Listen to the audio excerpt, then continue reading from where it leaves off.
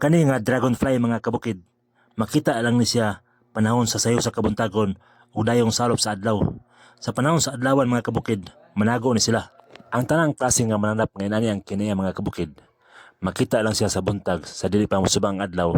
Dayon magpakita na po dito sa hapon, dayong salop sa adlaw gipantawag ni sila og crepuscular.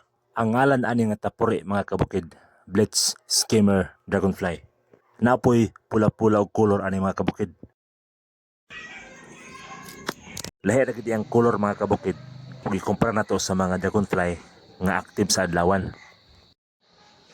Mo na yang kinaya mga kabukid. Maglibot-libot siya, maglupad-lupad sa usalang ka area. Mo na siya ang yang dagway sa panahon sa kabuntagod mga kabukid. Uban sa mga nahigmata nga mga langgam. Wala pa misubang adlaw ani mga kabukid. Pagkahapon mga kabukid, nakita nako siya sa unahan nga area.